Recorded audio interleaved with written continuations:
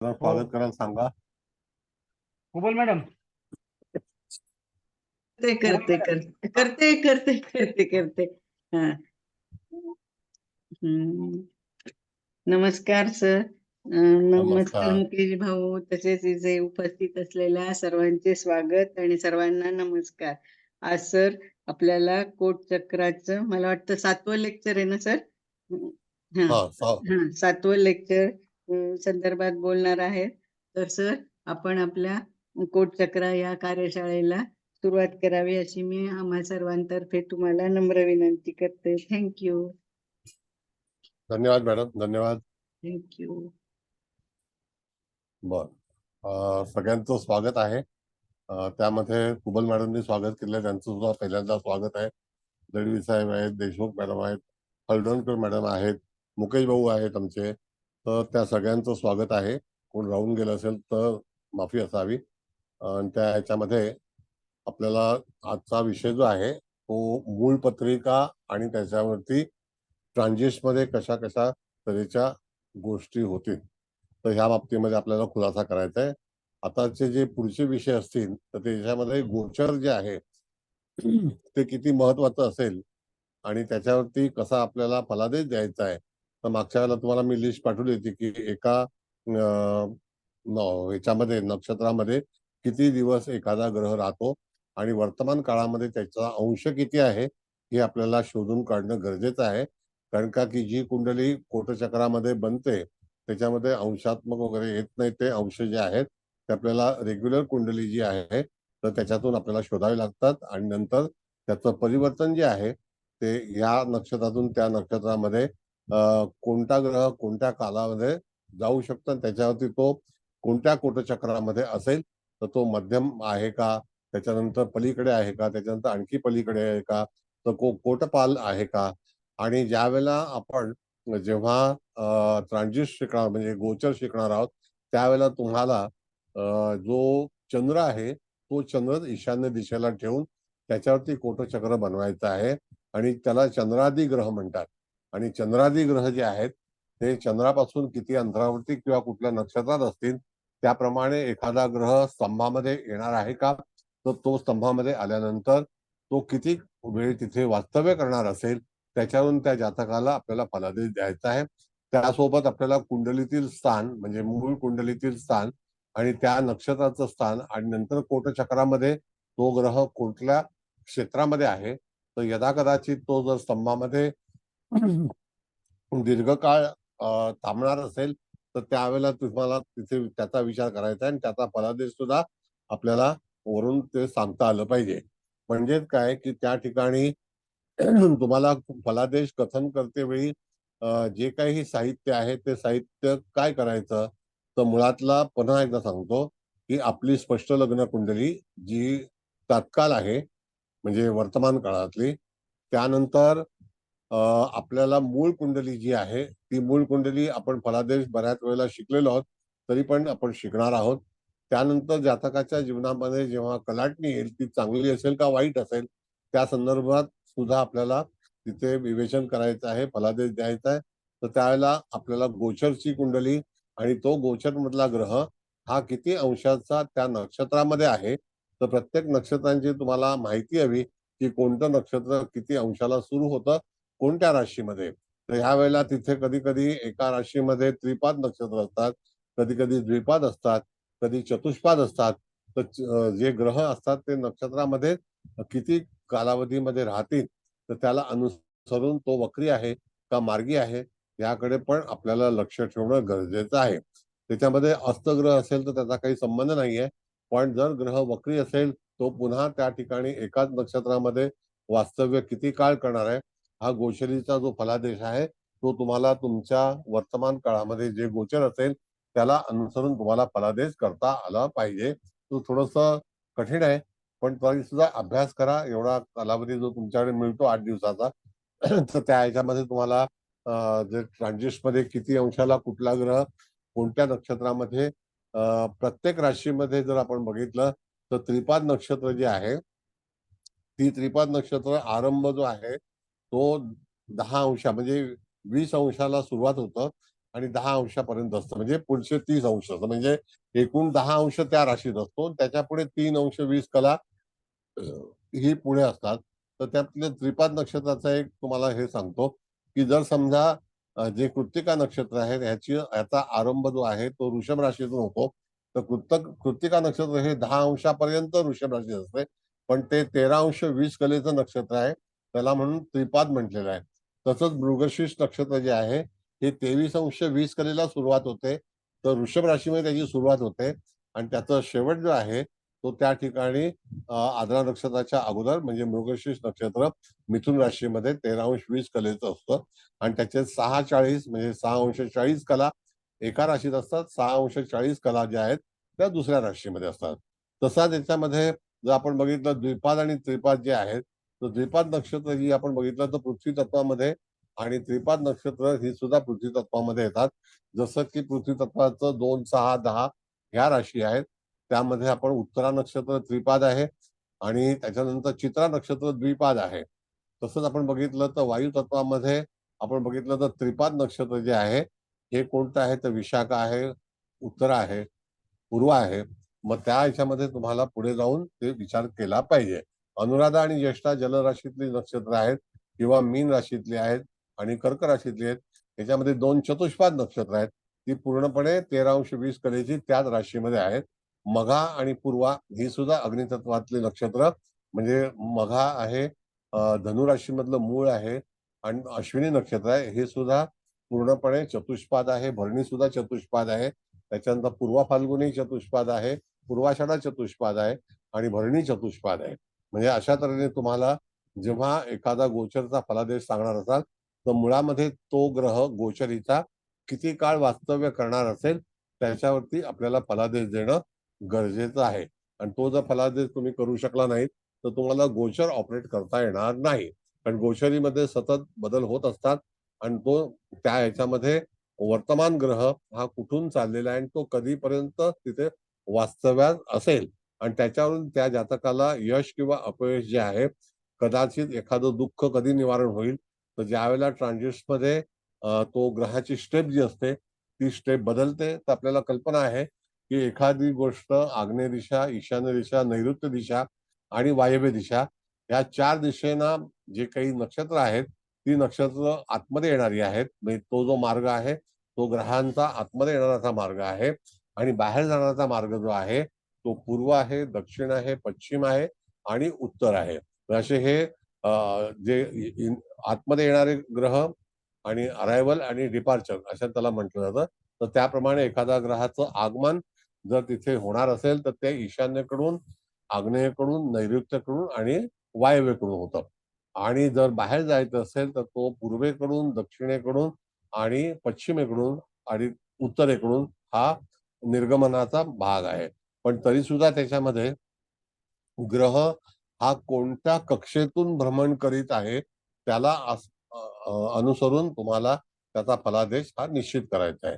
जर एखाद्या व्यक्तीकडे आता वर्तमान कुंडली तर मी मांडणारच आहे, पण तरी सुद्धा आजचे ग्रह हे जे आहेत तर त्यामध्ये जे मंदगतीचे ग्रह आहेत तर त्या मंदगतीच्या मध्ये आपण बघितलं तर राहू, केतू आणि शनी आणि गुरु हे सुद्धा दीर्घकाळ एका राशीमध्ये वास्तव्य करणारे आहेत.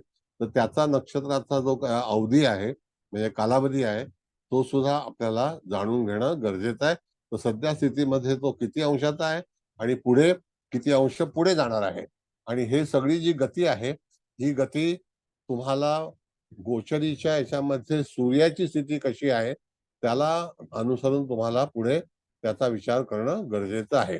म्हणजेच काय की जातकाच्या जीवनामध्ये एखादी घटना होणार असेल तर ती घटना कधी होईल, केव्हा होईल, म्हणजे त्यावेळेला त्या जातकाचं जे भ्रमण आहे त्या ग्रहाचं ते कोणत्या स्थानातून होणार आहे तर स्थान सुद्धा अतिशय महत्वाचं आहे. यदा कदाचित द्विपाद त्रिपाद मध्ये नक्षत्र यदा कदाचित 2 राशींमधून चाललेली असतात तर त्यावेळेला तुम्हाला नक्षत्रांचा आधार घेऊन फलादेश करता आला पाहिजे. आणखी कोणाच्या काही समस्या असतील तर अवश्य सांगा, मी त्याच्यावरती तुम्हाला पूर्णपणे मार्गदर्शन करतो आणि नंतर आपण कुंडली लावून त्याच्यावरती आपली मतं जी आहेत ती आपल्याला हे करायची आहेत. तर विचारा की काही प्रश्न असतील तर अवश्य विचारा. सर एखादा ग्रह जर एक विकलेवर असेल तर हा कुठे लिहायचा? एक मिनिट थांबा.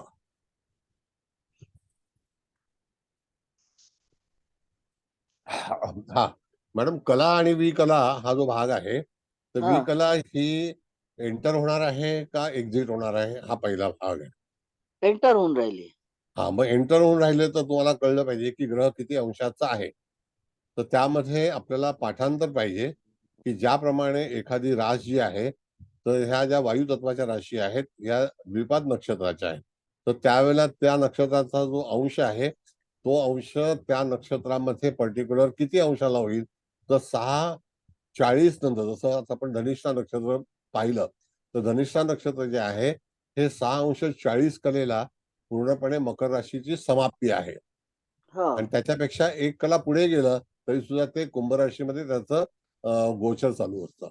म्हणजे त्याचं भ्रमण जे आहे ते कुंभ राशीमध्ये होईल. मग त्याचप्रमाणे ते तुम्हाला मिथुन राशीमध्ये पण पाहायला मिळेल, वृषभेमध्ये सुद्धा पाहायला मिळेल.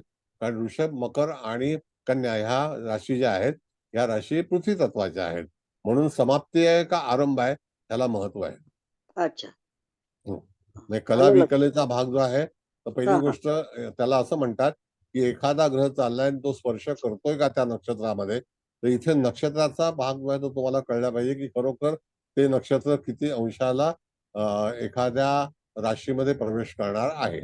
आता चतुष्पाद नक्षत्र जी येतात त्याच्यामध्ये जलतत्वाच्या राशी ज्या आहेत त्या पूर्णपणे चारही जे चरण आहेत ते जलतत्वामध्ये, दुसरी 4 चरण पण जलतत्वामध्येच आहेत. जसं उदाहरणार्थ आपण पाहिलं तर पुष्य आणि आश्लेषा. कळलं का? रेवती जे आहे हे सुद्धा चतुष्पाद नक्षत्र आहे. भरणी हो सुद्धा चतुष्पाद आहे. अश्विनी पण चतुष्पाद आहे. कळलं? अनुराधा आहे आणि ज्येष्ठा आहे ही पण चतुष्पाद नक्षत्र आहे. स्वाती चतुष्पाद आहे. शतधारका चतुष्पाद आहे. मग हस्त चतुष्पाद आहे. मघा चतुष्पाद आहे. पूर्वा फाल्गुनी चतुष्पाद आहे. अशा हो सर, तऱ्हेने तुम्हाला लक्षात ठेवणं गरजेचं आहे. गरजेचं आहे. हा. मग तेच म्हणजे मला ते हे कळतं की नुसतं 0 अंश 0 विकला, एक विकला असेल तर कसं बघायचं?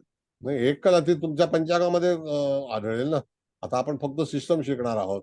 पण हा तुम्ही कुठल्या वेळेला जेव्हा कुंडली पाहणार असाल तर त्यावेळेला तुम्हाला त्यातलं जे काही पंचांग तुमच्यापाशी असेल, आता पंचांग तुम्ही कोणतं वापरता, प्रत्येकाचे ऐनांश आधुनिक. वेगळे आहेत. नाही नाही तसं नाही. हा तुम्ही कुठलेही पंचांग वापरा, प्रत्येक पंचांगाचे ऐनांश जे आहेत त्यांचा कॉपीराईट आहे. आणि त्या आधारावरती कले विकलेमध्ये फरक पडतो. उद्या तुम्ही केपी पंचांग वाचणार असाल तर त्यावेळेला एखादा ग्रह लवकर आतमध्ये प्रवेश करतो का नंतर प्रवेश करतो, तो नक्षत्राचा भाग आहे. अच्छा अच्छा. हा. हा तेवढी तर कसं आहे, ही जी लेवल आहे ती साधारणतः 8वी लेवल कोटचक्राची आहे. त्यामध्ये जर अगोदरचा अभ्यास झाला नसेल तर त्याच्यामध्ये तुम्हाला काही कळणार पण नाही. बरोबर आहे सर. कळलं? हो सर. हा. मुकेश भाऊ, पहिल्यांदा ती सफेद रंगाची पत्रिका आहे. आपलं त्याच्यावरती डेट आणि हे लिहिले बघा. ती पत्रिका घ्या. आपला रेग्युलर फॉर्मेट आहे. ही ना सर. हा. आता ह्या पत्रिकेमध्ये आपण जर पाहिलं तर ही पत्रिकेची तारीख तुम्ही बघून घ्या. तारीख जी आहे ती 11/1/1987 दुपारी 3:45 ही त्याची तारीख आहे. लग्न जे वृषभ आहे आणि वृषभ हा बिंदू जो आहे तो रोहिणी नक्षत्रामध्ये आलेला आहे का? तर मला आता इथून दिसत नाही काही. तर त्यावेळेला रोहिणी नक्षत्राचा बिंदू आहे का चंद्र रोहिणी नक्षत्रामध्ये आहे? चंद्र लग्न. पण लग्न पण रोहिणी हा, आहे आणि चंद्र पण आणि चंद्र पण रोहिणी आहे. हा, मग आता तिथे ती ईशान्य दिशा झाली. म्हणजे हा आरंभ आहे. लग्नबिंदू आणि त्याच्यामध्ये असलेला ग्रह हा कदाचित त्याच्यामध्ये आता रोहिणी, कृत्तिका आणि मृगशी अशी नक्षत्र आहे. रोहिणी चतुष्पाद आहे. त्याचा आरंभ 10 अंशाला सुरुवात होते. आणि जर समजा तो नक्षत्राचा ग्रह जो आहे तो मूळच्या पत्रिकेवरती फलादेश देताना त्याचा विचार करायचा असतो. कळलं? हा. बघा बघा, म्हणजे तुम्हाला कळलं नसेल तर विचारा. बऱ्याच लोकांना गफलत होते याच्यामध्ये. कारण अभ्यास पूर्ण पाहिजे, नाही तर ही चक्र कधी शिकता येणार नाही.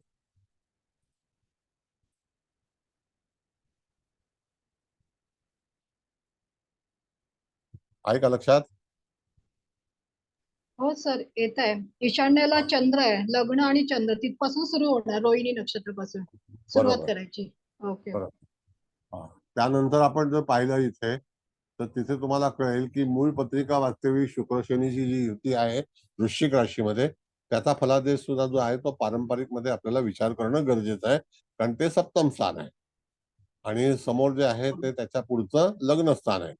म्हणजे लग्नाच्या समोर शनी आणि शुक्र या दोन ग्रहांची युती आहे, तर त्याचा फलादेश सुद्धा तुम्ही त्या जातकाच्या जीवनामध्ये करू शकता. आणि जसं आपण अष्टक वर्ग केलं त्याप्रमाणे हे कोटचक्र आहे, तर कोटचक्राचा विचार जो आहे तो भ्रमंतीवरती तो कुठल्या सेक्टरमध्ये आहे, म्हणजे आपण गेल्या वेळेला म्हटलं होतं की कोण कोणाचे साथीदार आहेत, की का शत्रू आहेत, का कुठल्या स्टेजमध्ये आहेत, तर ह्याचा जो भाग आहे तो आपण सांगितला होता. तो आहे ना लक्षात सगळ्यांच्या? हो हो सर. सर, हो. सर शुक्र आणि शनी मध्ये 12 अंशाचं अंतर आहे, मग हे युतीमध्ये पकडायचे? नाही, एका घरामध्ये आहे. पहिली गोष्ट म्हणजे 12 अंशामध्ये युती होऊ शकते. ती कुठे होऊ शकते मॅडम? तर ती नक्षत्रामध्ये युती होऊ शकते. अच्छा. हा. आणि ती युती जी आहे ही नक्षत्रामध्ये होण्याची शक्यता आता मला तिकडे तो चार्ट दिसत नाही, पण तरी सुद्धा तुम्हाला सांगतो शुक्र जो आहे तो 10 अंशाचा आहे आणि शनी 22 अंशाचा आहे. तर हो. 22 अंशाचा ह्याच्यामध्ये आपण जर बघितलं तर वृश्चिक राशीमध्ये 22 अंश हे ज्येष्ठा नक्षत्र येतं, 10 अंश आहे अनुराधा नक्षत्र. हो. होय. बरोबर आहे का? हो सर, शुक्र अनुराधा मध्ये आहे आणि शनी ज्येष्ठा 2 मध्ये आहे. हा. मला काय तिथे पाठांतर करावं लागत नाही, माझ्या सगळ्या नक्षत्रांचे जे बिंदू आहेत ते लक्षात आहेत पूर्णपणे, म्हणून मी तुम्हाला ताबडतोब सांगितलं. कळलं का? हो सर. की शुक्र 10 अंशाचा आहे, शनी 22 अंशाचा आहे, 22 अंशाला ज्येष्ठा नक्षत्र आहे. ज्येष्ठा नक्षत्राचा आरंभ 16:40 ला सुरू होतो आणि अनुराधाचा 3:20 कलेला सुरू होतो त्या राशीमध्ये. बरं, आता इथे फलादेश देताना तुम्हाला या मुख्य कुंडलीचा वापर करणं अत्यंत गरजेचं आहे. असे असे तुम्हाला प्रॅक्टिस होईल, काही चिंता करू नका, घाबरू नका. शिकत जाल तसं त्याप्रमाणे तुम्हाला आकलन शक्ती निश्चितच उपयोगी पडेल. ओके, नेक्स्ट आणखी कोणाचा विचार आहे? बोला, आणखी कोणाला काही विचारायचं आहे का? प्रश्न आहे अजून कोणाचा? हा, काय घाबरू नका, बिनधास्त विचारा. कळलेलं नसेल तर विचारा, काय हरकत नाही, त्याच्यामध्ये कमीपणा मानून घेऊ नका. आता चंद्र 17 डिग्रीचा आहे, म्हणजे चंद्राने मूळच्या कुंडलीला किती भोगलेला आहे, तर ते रोहिणी नक्षत्र त्या ठिकाणी पूर्णपणे तिथे हे केलेलं आहे, त्याचा भोग घेतलाय. 10 अंशापासून 17 अंश म्हणजे किती झाले, तर 17 अंशचा चंद्र हा वृषभ राशीतला आहे. म्हणजे रोहिणी नक्षत्र त्याने किती अंश भोगलं, तर 7 अंश 2 कला आणि 6वी कला. ओके. होय सर. हा, नेक्स्ट बोला. बरं, मुख्य आता ती कुंडली मांडा जी सफेदवाली कुंडली आहे ना.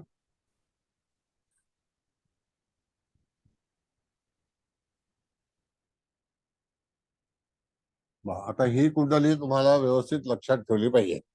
आता ह्या कुंडलीचा आपण फलादेश बघितला तर काय आहे, तर चंद्र हा रोहिणी नक्षत्रामध्ये दर्शवलेला आहे आणि त्या ठिकाणी तिथे तुम्हाला तो ईशान्य दिशेला आहे. केतू जो आहे तो आग्नेय दिशेला आहे आणि तो हस्त नक्षत्रामध्ये आहे. दिसतो का तुम्हाला? दक्षिणेला शुक्र आहे अनुराधा नक्षत्रामध्ये. बुध जो आहे तो पूर्वाषाढा नक्षत्रात आहे. शनी ज्येष्ठा नक्षत्रामध्ये वृश्चिक राशीला चतुष्पाद नक्षत्र आहे.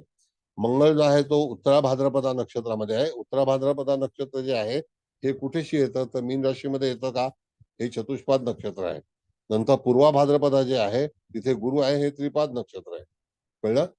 पण नक्षत्र ह्याचा विचार करायचा. ह्याच्यामध्ये स्तंभ कुठला आहे, तर सूर्य जो आहे तो उत्तराषाढा नक्षत्रामध्ये आहे आणि राहू रेवतीमध्ये आहे आणि केतू हस्तमध्ये आहे. आता हे समसप्तक याच्यातली जी काही नक्षत्र आहेत तर त्यामध्ये आपण जर पाहिलं तरी सुद्धा ते समसप्तकामध्ये आलेले आहेत का, तर नाही. ते कक्षेच्या पलीकडे आहेत. त्याच्या पलीकडची कक्षा जी आहे ती आश्लेषा आहे.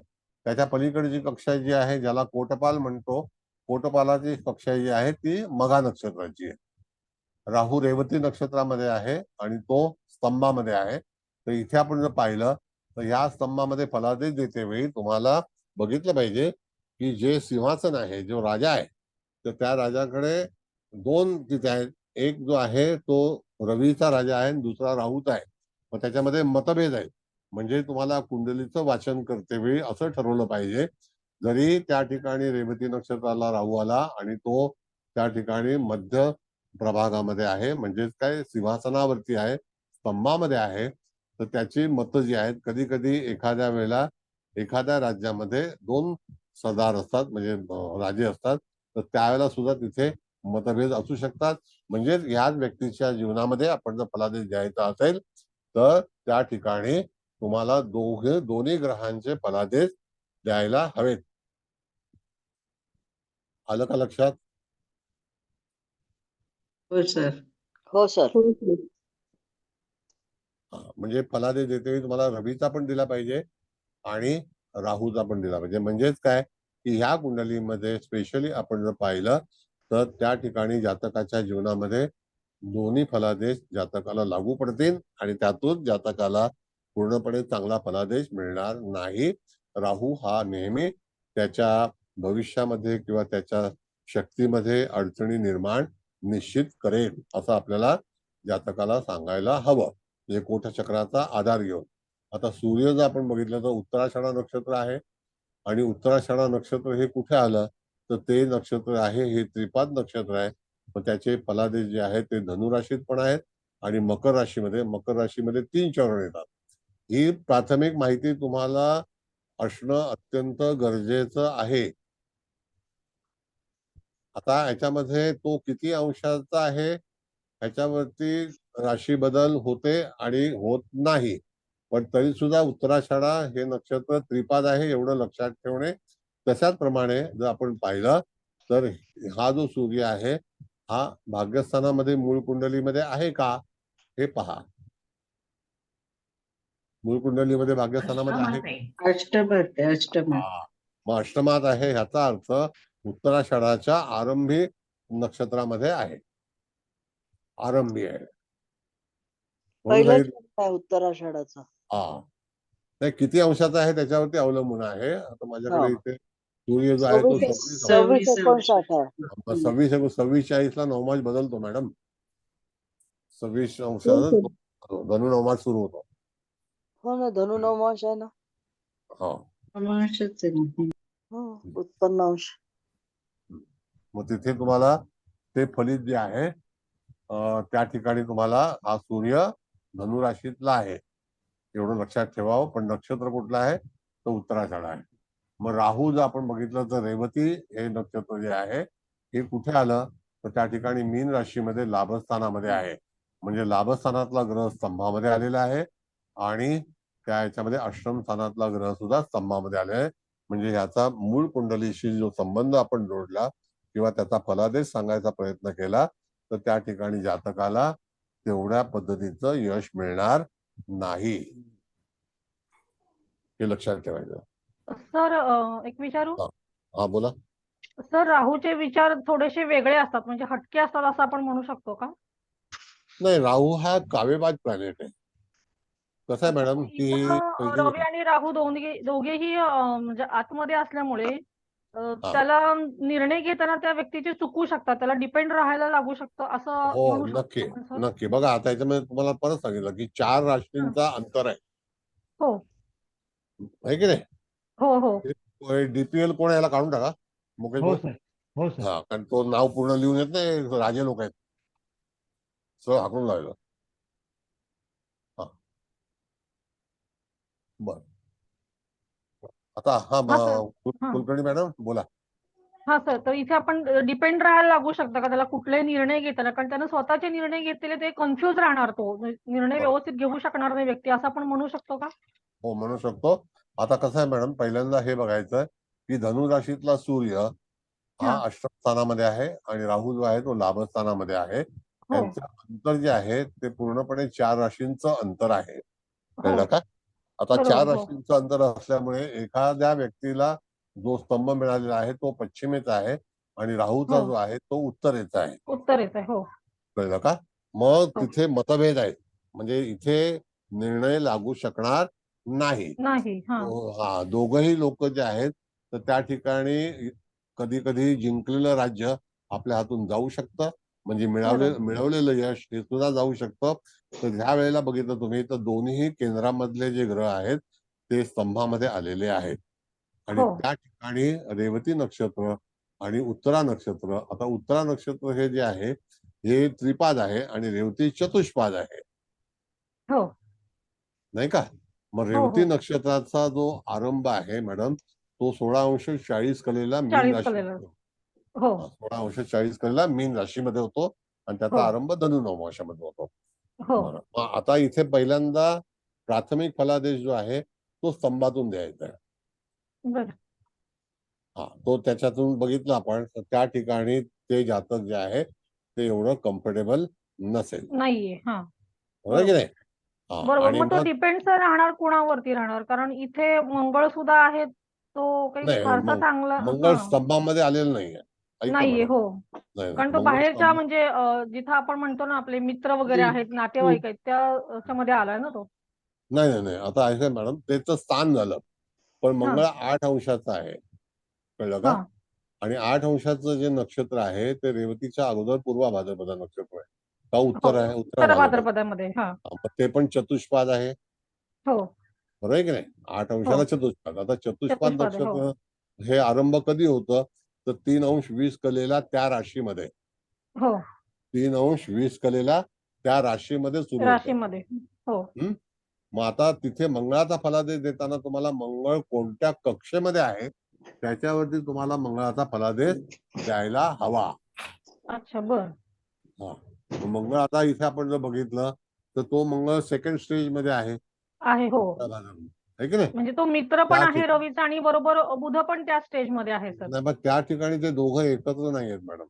नाहीयेत. हो. रवी हा स्तंभामध्ये आहे आणि मंगळ जो आहे तो त्याच्या पलीकडे आहे, हो. नाही का? हो. हा, मग त्या कोटचक्रामध्ये आपण जर बघितलं तर ते कोटचक्र त्याला फलदायी आहे का? मग तो एक्झिट मध्ये आहे का एंट्री मध्ये आहे? ते एंट्री मध्ये आहे, एंट्री मध्ये. हो. नाही का? मध्ये आहे. मग हो. आता एंट्री मध्ये. मंगळाचा हो. फलादेश देतेवेळी तुम्हाला असा विचार केला पाहिजे की हे पर्टिक्युलर नक्षत्र जे आहे हे कोणत्या राशीतलं आहे तर मीन राशीतलं आहे. मीन मीन राशी कुठे राशीतलं. आहे तर लाभस्थानामध्ये आहे. हो. मंगळ हा लाभस्थानामध्ये एवढा फायदेशीर नाही नाही. आणि ओके. तो कक्षेच्या पलीकडे गेलेला आहे आणि हो. ती राजाची प्रजा आहे, हो. प्रजेमध्ये येतोय तो. बरोबर ना? हा, हो. हे बरोबर जरा मला सांगत जा तुम्ही. त्यानंतर मग आपल्याला हा जर मंगळ राहूच्या ठिकाणी असता तर राजा आणि सेनापती सेनापती एकत्र झाले असते दोघे दोघेही. एकत्र झाले हा. असते म्हणजे राजाला एक भक्कम बळ हे मिळालं मिळालं असतं. हो. बळ मिळालं असतं. म्हणजे हो. त्या ठिकाणी जातकाच्या कुंडलीमध्ये कोटचक्राप्रमाणे वाचन करतेवेळी तुम्हाला हा संदर्भ घेणं अत्यंत आवश्यक आहे, ओके. बर. नाही तर होणार नाही. मग अच्छा. नक्षत्र किती अंशाचा आहे त्यापेक्षा तो ग्रह कुठल्या सेक्टर मध्ये आहे तर ते सेक्टर इज जास्त व्हेरी, महत्वाचं आहे. येस हो. येस. मग ते बरोबर. सेक्टर आपल्याला काय सांगतं खरोखर त्या ठिकाणी ते उपयोगाचं आहे का? अदरवाईज त्या ठिकाणी बऱ्याच गोष्टी ज्या आहेत त्या चुकीच्या होतील, चुकीच्या हो. घडतील असं घडतील. हो. सुद्धा आपल्याला सांगायला हवं. नाहीतर बरोबर. मग हो तुम्हाला सर. फलादेश देताना अशा तऱ्हेचा त्रास होईल, बरोबर सर. कळलं का? हो बरं, सर. आणखी कोणाला काही चालेल. प्रॉब्लेम आहे तर विचारा. धन्यवाद सर. त्याचा धन्यवाद. कोणाला काही हे विचारायचं असेल तर विचारा, आपण त्याचा खुलासा करू. कळणं गरजेचं आहे. सर मंगळ नुसतं बुध आणि केतू एकाच याच्यात आहे ना चौकोनामध्ये, म्हणजे हो, प्रजेच्या ह्याच्यामध्ये. मग येस, मग ते मंगळ आणि चांगलं. केतू वेगवेगळे फळ देतील की नक्की कसं? नक्की वेगवेगळं फल देणार का? दोघंही काही हे नाही आहेत, हे नाही, दोघंही आमने सामने आगमनामध्ये आहेत आहेत. ना, आमने सामने आहेत ना दोघही. नाही नाही नाही, ऐका, ते आमने तसं सामने नाही जरी चालत का? कोटचक्रामध्ये आपण जर बघितलं तो मूळ कुंडलीतला समसप्तक योग आहे. हा. मूळ हो. कुंडलीतला तो समसप्तक योग आहे. तर हो. मंगळ आणि केतू आहे तिथे. मंगळ आणि बुध आहे का तर नाही, नाही. नाही, केंद्रात केंद्र आहे. योगामध्ये केंद्रात आहेत ते, केंद्रात केंद्र आहे. हा. योगात. हो, कळलं? हा, मग हा. अशा वेळेला तुम्हाला फलादेश काय हवा, बुधाचा हवा का मंगळाचा हवा ते सांगा. नाही, मंगळ आणि केतूचा फलादेश कसा सांगायचा ते विचारते मी. मंगळ आणि याचा केतूचा फलादेश बघितला आपण तर केतू युक्त मंगळ आहे ना का नाही? हो, नाही, समसप्तमी राहू होणार आहे. मंगळ आहे. हा, मग तो त्या कुंडलीमध्ये आहे. ते स्थानगत ग्रहांचे फलादेश आहे. अच्छा. ते स्थानाला मग पंचम स्थान कोणाचं आहे तर पुत्रादी ज्ञान. हा मग त्या ठिकाणी त्याचा फलादेश आहे. पण हा हा कोटचक्र शिकते वेळी तुम्हाला बघितलं पाहिजे की खरोखर तो जो कोटचक्राचा जो पार्ट आहे तो कुठे आलेला आहे. तर तो सेकंड सेक्टर मध्ये आहे. मंगळ सेकंड सेक्टर मध्ये आहे. हो. केतू हस्त नक्षत्रात आहे. मंगळ हा पूर्व भाद्रपदा नक्षत्र आहे. पण सेक्टर त्याचं सेकंड आहे. प्रजेचं हो. आहे, राजाचं नाही. नाही. कळलं का? मग हो त्याच्या सर. पलीकडची कक्षा आपण काय म्हणतो? मुकेश भाऊ एक मिनिट काय सारखे बाहेर पडतोय. सर नेटवर्कचा प्रॉब्लेम होला सगळ्यांना. हा, बरेच लोक सारखे सारखे बाहेर पडतात. हो सारखे जाते येते. हो, प्रॉब्लेम आहे. मी घेतोय सर, घ्या तुम्ही चालू ठेवा. हा ठीक आहे, हरकत नाही. हा? आवाज आवाज आवाज आवाज आवाज आवाज तुमचा मॅडम आवाज येत नाही बरोबर. नाही, संरक्षक येईल ना. कक्षा, हा. कशामध्ये संरक्षण? तिसरी कक्षा सुरक्षक कक्षा येईल ना. सपोर्टिंग, त्याला सपोर्टिंग प्लॅनेट म्हणतात ना आपण. तिसरी आपण कक्षा त्याला म्हणजे संरक्षकच म्हणतो ना आपण. आपण त्याला सुरक्षा म्हणतो. हा, सुरक्षित आहे सुरक्षा. का? हा, मग सुरक्षा कवच जे आहे ते कोणाकडे आलेलं आहे? गुरु. हा, मग गुरु चांगला आहे का वाईट आहे? गुरु पूर्वा भाद्रपदा नक्षत्रामध्ये आहे. पूर्वभाद्रपदा. मग ते त्रिपाद नक्षत्र आहे. तिथे कुंभराज पण येते आणि मीनराज पण येते. आलं बरोबर हो. लक्षात? हो पण तो मुळात कुंभ राशीमध्ये दशम स्थानामध्ये आहे. हो मुळात कुंभ राशीमध्ये दशम स्थानामध्ये आहे. होय. हो कळलं? हो. मग आता ही सगळ्या ग्रहांची तपासणी झालेली आहे. झाली आहे का? बघा, शुक्र, चंद्र, शनी याच्यात येतात, कोटपाल मध्ये येतात. शनी कोटपाल आहे नाही का? चंद्र सोडून, हा, कारण ते ईशान्य दिशा कोटपाल मध्ये नाही पकड. म्हणजे हा. फक्त संरक्षण म्हणून कोण आहे तर गुरु आहे का शुक्र आहे? शुक्र आहे. शुक्र. शुक्र आहे ना. मग शुक्र. आता शुक्र जर तिकडे असेल तर त्या ठिकाणी दोन ग्रह जे आहेत त्यांना कुठे गेलेले आहेत तर सुरक्षामध्ये टाकलेले आहेत. त्यातल्या त्यात प्रभावी भूमिका कोणाची असेल तर शनीची असेल, शनीची. शुक्राची नसेल. मग शुक्र ह्या कुंडलीमध्ये उपयोगाचा आहे का? ज्या शुक्राला उपभोगायचं आहे, ज्याचं स्थान प्रजेमध्ये आहे, त्याला जर कोटपाल जे बनवलेलं आहे तर त्याच्याकडे तेवढं संरक्षण करण्याची शक्ती आहे का? त्याचा विचार करा. नाही. नाही आहे ना. नाही. हा, मग शुक्रावरून तुम्हाला असा फलादेश द्यायचा आहे. Even okay. चंद्राचा पण येणार नाही ना सर.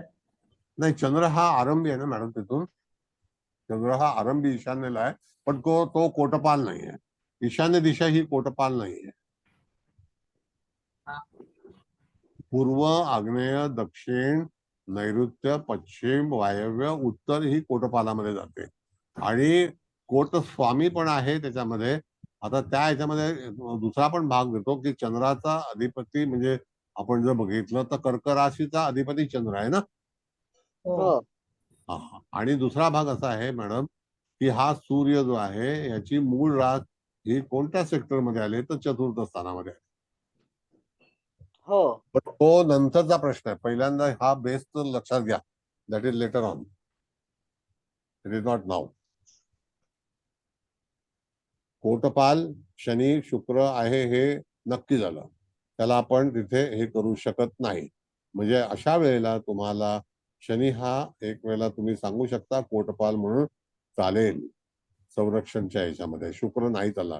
म्हणजे ह्या कुंडलीमध्ये शुक्र हा जो आहे हा कोणत्या नक्षत्रात आहे तर अनुराधा नक्षत्रात आहे. मग अनुराधा नक्षत्र हे त्या ठिकाणी सप्तम स्थानामध्ये आलेलं आहे. आणि तिथे आपल्याला जेव्हा सप्तम स्थान म्हणजे आपण बघतो की सप्तम स्थान म्हणजे आपला जोडीदार, तर त्या ठिकाणी तो उपयोगाचा आहे का? मग शनी उपयोगाचा होईल. कळलं? शुक्राला जर म्हणून तिथे कोटचक्राच्या बाबतीमध्ये सप्तम स्थानाचा विचार करते वेळी तुम्हाला शनीचा जास्ती विचार करणं गरजेचं आहे. का शनी हा त्या ठिकाणी रक्षक म्हणून आहे. आता हा रक्षक म्हणजे कोण? तर सप्तम स्थान हे त्याचं रक्षण करण्याचं स्थान आहे. आलं का लक्षात? हो सर. हा. आणि शनी कोण आहे? तर दशमेश आहे, भाग्येश आहे. पण हा जर भाग्येश किंवा दशमेश जर सत्तास्थानी म्हणजे स्तंभामध्ये आला असता तर फलादेशामध्ये फरक पडला असता आणि ते यायला हवे होते. पण चतुर्थेश म्हणून स्तंभामध्ये आलेला आहे तर त्या ठिकाणी तिथे राहू सुद्धा आहे. मग चतुर्थेश जो आहे तो स्तंभामध्ये एकटा आहे आणि त्याचा पश्चिम स्तंभ आहे आणि राहूचं उत्तर स्तंभ आहे. पण ते चारही लोक कालांतराने जातकाच्या जीवनामध्ये सूर्य हा पहिल्यांदा चांगला फलादेश देईल, पण कालांतराने नंतर हळूहळू राहूचा जेव्हा प्रभाव येईल तर त्यावेळेला राहू हा तिथे दुःख निर्माण करेल आणि म्हणजे कटकटी निर्माण करेल. कळलं का? हो सर. म्हणजे आपण जर बघितलं, जर उदाहरणार्थ जर त्या ठिकाणी गुरु आला असता आणि रवी आला असता तरी स्तंभामध्ये चाललं असतं. गुरुची दिशा कोणती आहे? तर ती उत्तर आहे. सूर्याची दिशा कोणती आहे? तर पूर्व आहे. मग पूर्वेला जर स्तंभ म्हणून 4 स्तंभ भिन्न भिन्न ठिकाणी दिलेले आहेत. शनी जर आला असता आणि पश्चिमेला स्तंभात आला असता चालला असता, दक्षिणेच्या स्तंभामध्ये चालला असता, पण राहू उत्तराच्या स्तंभामध्ये चालणार नाही. म्हणजे त्या ठिकाणी कुंडलीची जी काही क्वालिटी आहे त्यामध्ये कुंडलीचा जे वर्चस्व आहे ते तुम्हाला आता प्राधान्य देता येईल का हे पहा. नाही देता येणार सर. हाच प्रॉब्लेम आहे. जेव्हा एखादी कुंडली तुम्ही जेव्हा विचार करता त्याला तुम्हाला अशा तऱ्हेनेच फलादेश द्यायला हवेत. बघा, कळेपर्यंत तुम्ही विचारा, कळलं नाही तर मी नुसतं एकदा बडबड करून काही उपयोग होणार नाही. सगळं डोक्यावर जाईल, काही उपयोग होणार नाही. मुकेश भाऊ कुंडली काढा, त्या लोकांना काही बोलायचं असेल तर बोलू द्या.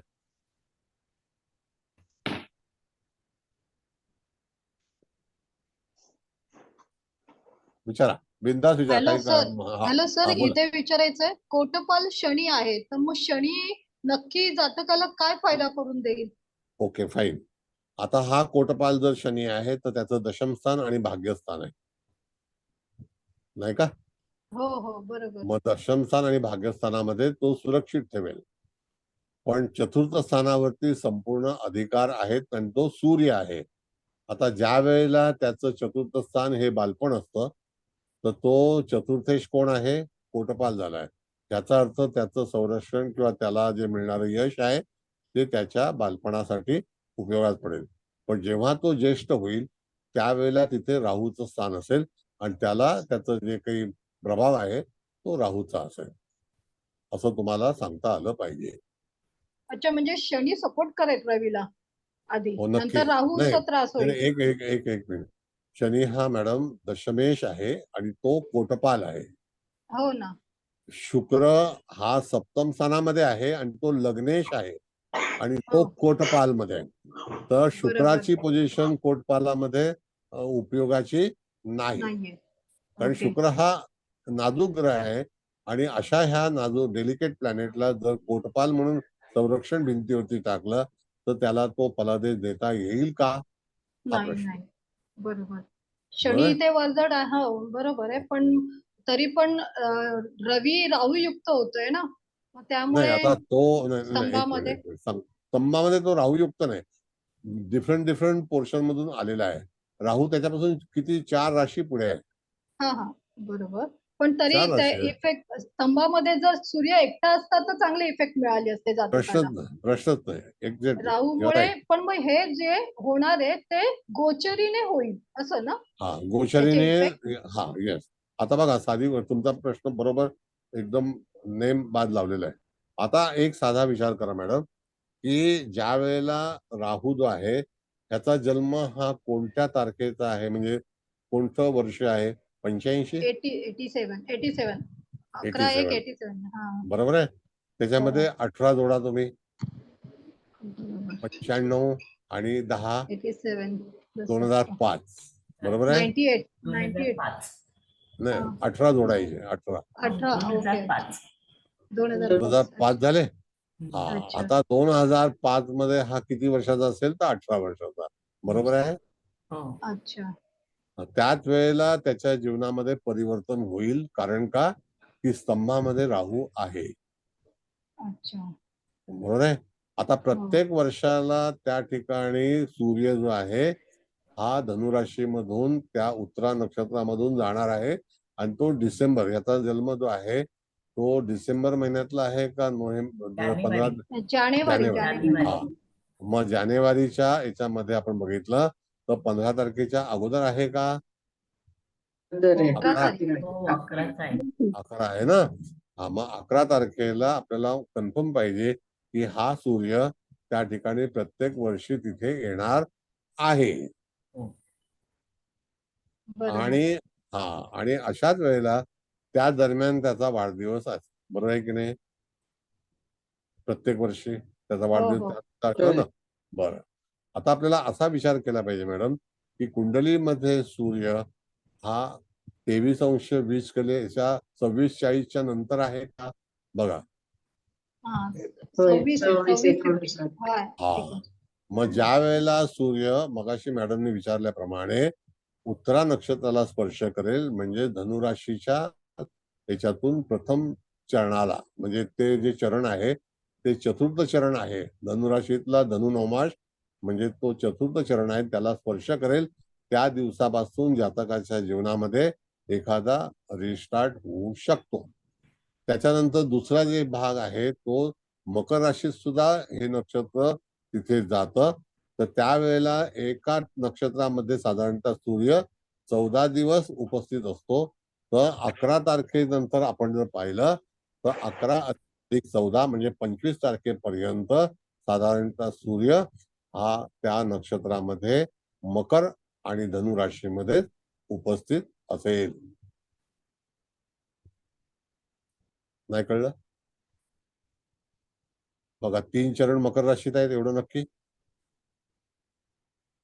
हॅलो हा सर कळतंय बोला. हा, तीन चरण मकर राशीत आहेत कळलं त्याला 10 दिवस लागतील आणि त्याच्या अगोदरचे 4 दिवस जे आहेत ते त्याच्या जन्म तिथीवरती अवलंबून आहे कळलं जन्मतारखेवर ओके म्हणजे तारीख बरं आता त्याच्याकडे जी त्या स्तंभामध्ये सूर्य हा 14 दिवस राहणार आहे तर तिथे त्याचं जे काही काम आहे गोचरीने आपण गोचरीचा विचार करतोय ते गोचर जे आहे ते त्याला किती दिवस उपलब्ध आहे तर 14 दिवसाचं गोचर त्याला उपलब्ध राहील त्यामध्ये भाग्यस्थान असेल आणि अष्टम स्थान असेल तर भाग्यस्थानामध्ये तो 10 दिवस राहणार आहे विदिन दॅट 10 डेज तुम्हाला फलादेश द्यायला हरकत नाही जर तो ग्रह स्तंभामध्ये असेल तर ओके हा थोडस कॉम्प्लिकेटेड आहे हे एवढं सोपं चक्र नाहीये म्हणून तो कोण शिकवत प्रॅक्टिसनेस नाही होईल बरोबर प्रॅक्टिसनेस होईल ते शांतपणे आहे म्हणजे एवढे तुम्हाला जे ग्रहांची जी काही मोमेंट आहे ती जर तुमच्या मेमरीमध्ये नसेल then how you are going to predict the horoscope आता समजा मी शिकवताना तुम्हाला सांगितलं थांबा मी जरा बघतो मग वही काढतो मग तपासतो आणि नंतर तुम्हाला स्पीच करून सांगतो तर ते चालेल का नाही सर तुम्ही ग्रेटच सर आम्ही नर्सरीत आहोत सध्या कोटचक्राच्या नर्सरीत नाही कुठल्याही चक्राच्या कोटचक्र नाही सगळ्या चक्रामध्ये एखाद्या ग्रहाचं जे वास्तव्य आहे हे आपल्याला आपला जो खगोल आहे तर खगोलशास्त्रामध्ये आपल्याला उत्तीर्ण होणं अत्यंत गरजेचं आहे जर खगोल बरोबर नसेल तर कसं होणार आपण भूगोलावरती राहतो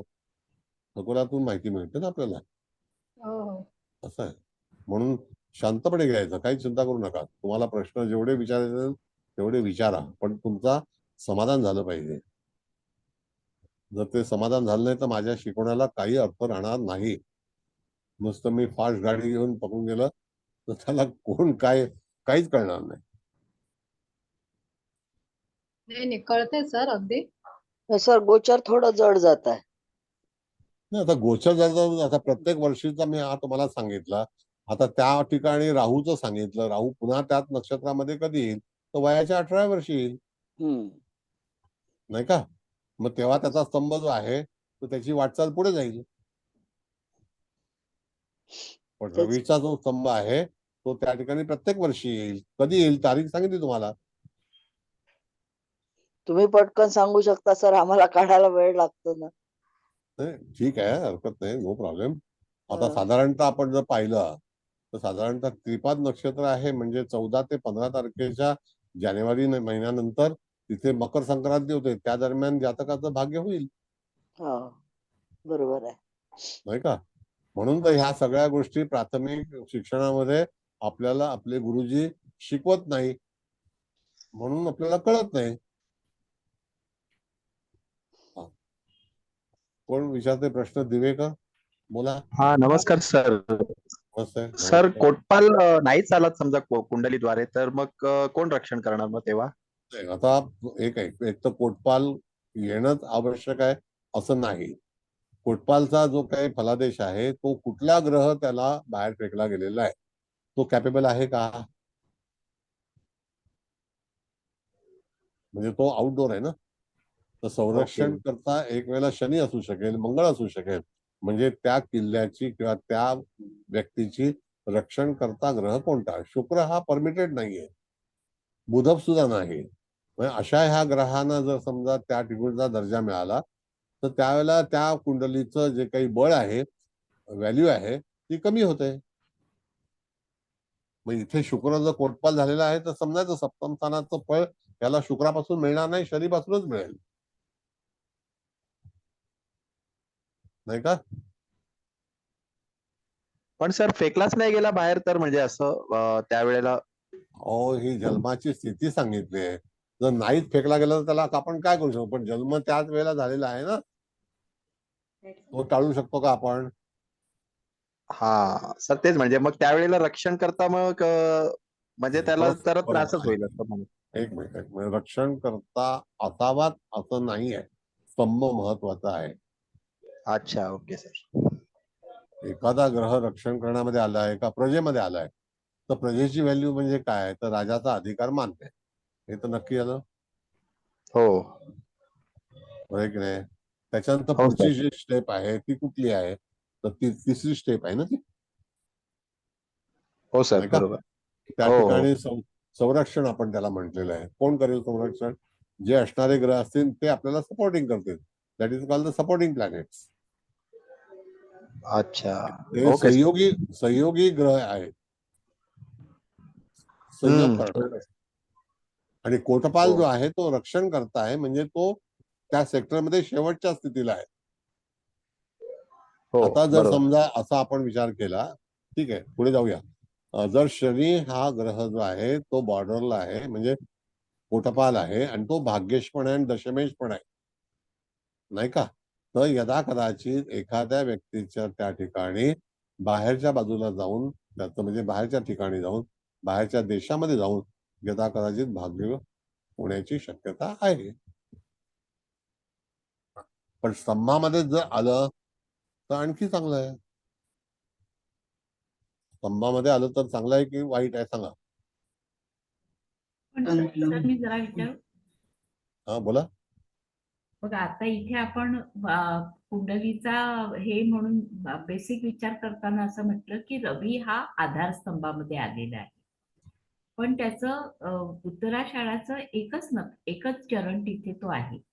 हरकत नाही. त्याच्यानंतर ते रवी खाली सरकला, म्हणजे राजाच्या स्थानात तिथून मध्य प्रजेमध्ये आणि नंतर खाली, म्हणजे तो आउटर साईडला जाणार आहे ना. म्हणजे त्याचं नाही ते नाही आधारस्तंभ म्हणून का? नाही नाही नाही नाही, एक मिनिट सांगतो तुम्हाला. रवी सूर्य हा धनुराशीमध्ये आहे, एवढं कन्फर्म आहे. हो आता त्या ठिकाणी तो 26-40 कलेच्या नंतर आहे, हो 26 वर म्हणजे आहे. तो 26, हा समजा 26-40ला तो आरंभ सुरू होतो हा मॅडम. होय 26च्या मध्ये तिथे हे त्रिपाद नक्षत्र आहे, 26-40च्या पुढे असणार. 49 आहे बघा. 59, 26-59. हा, म्हणजे तो पलीकडे आहे.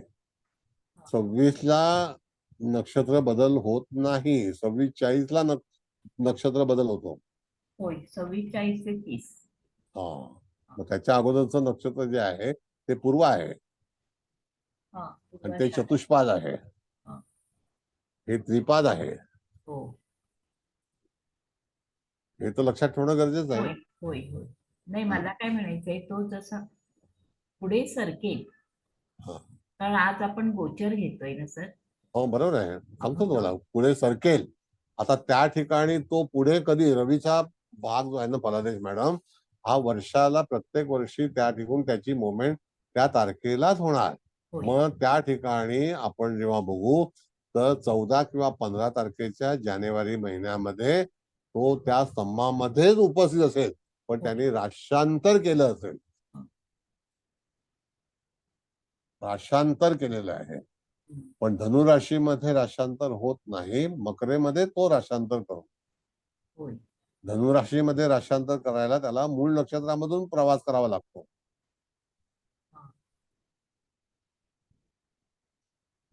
Got it?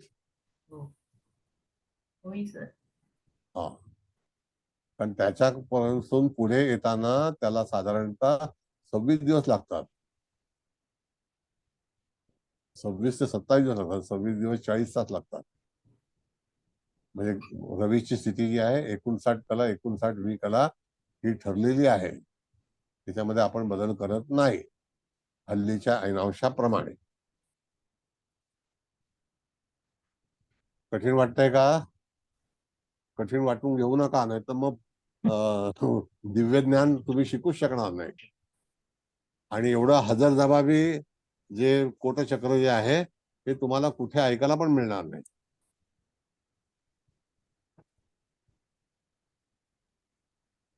बोला. नमस्ते सर. नमस्ते, बोला. सर मागे तुम्ही म्हटला होता कोटचक्राच्या एका सेशन मध्ये की प्रत्येक ग्रह हा त्याच्या तत्वाप्रमाणे काम करतो. मग जर एखादा ग्रह हा आउटर कक्षेमध्ये म्हणजे गुरु सारखा ग्रह जर आउटर कक्षेत आला तर त्याच्या तत्वाप्रमाणे म्हणजे उपासना किंवा धार्मिक वेने तो प्रोटेक्शन करण्याचा प्रयत्न करेल का, असं नाही, आता म्हणायचंय का? गुरु नाही तसं नाही. आता जर समजा एखादा ग्रह अष्टम स्थानामध्ये आहे असं आपण समजू. आता जसा सूर्य आहे, बरोबर आहे, पण नक्षत्र हे त्रिपाद आहे. त्याच्यातून तो पुढे जाईल तर त्यावेळेला तो स्तंभ जो आहे तो 3 चरणाचा मकर राशीतला आहे. एवढं नक्की हो बरोबर आहे की नाही? हा. आता तुमचं म्हणणं काय की जर समजा एखाद्या व्यक्तीला काही रेमेडीज हव्या असतील असं तुमचं म्हणणं आहे. हा म्हणजे त्याप्रमाणे. ठीक आहे. आता पहिल्यांदा लक्षात घ्यायचं मॅडम की एखादा ग्रह समजा शनी आहे आणि दशम स्थानाशी आणि भाग्यस्थानाशी संबंधित शनी आहे आणि तो कोटपाल म्हणून आलेला आहे. आता कोटपाल म्हणजे काय की संपूर्ण कुंडलीची जबाबदारी ही त्या शनीवरती आहे. हे नक्की झालं? हो सर. ती जबाबदारी त्याने पूर्णपणे पार पाडावी असा जर तुमचा इच्छा असेल, संकेत असेल, तर त्याकरता शनीचा जप करावा किंवा शनीचं अन्य काही जे दान वगैरे वगैरे आहे ते करावं. बरोबर आहे की नाही? बरोबर सर. हा, मग तो त्याच्यासाठी हे आहे. आता जर शुक्र हा सप्तम स्थानामध्येच आहे आणि तो शुक्र जो आहे तो वृश्चिक राशीमध्ये आहे आणि शनी सुद्धा वृश्चिक राशीमध्ये आहे. तर शुक्र सर. हा अनुराधामध्ये आहे, शनी ज्येष्ठामध्ये आहे, पण शुक्र हा कोटपाल परमिटेड नाही. मग तुम्हाला जर समजा सप्तम स्थानाचा फलादेश जर चुकीचा मिळत असेल तर त्यावेळेला तुम्हाला शुक्र ग्रह हा बलवान केला पाहिजे, कारण तो त्या ठिकाणी डिप्रेशन मध्ये असेल किंवा त्याची ती नियुक्ती, आपण त्याला नियुक्ती हा शब्द आहे, तर ती आपल्या नशिबात योग्य आहे का?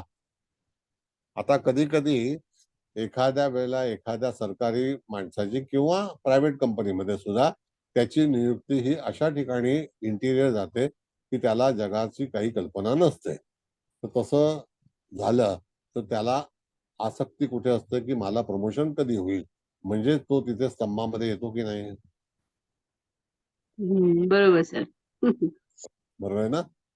मग लॉजिक असंच वापरायचं आहे. थँक्यू सर હા બોલો. સર એક પ્રશ્ન પૂછું? હા બોલો. સર ગોચરનો સૂર્ય હવે ધનુ રાશિમાં આવશે 15 તારીખ હા. પછી. હમ. તો અહીંયા સૂર્યની રાશિ છે ચતુર્થ ભાવમાં અને સૂર્ય અષ્ટમમાં છે. હા.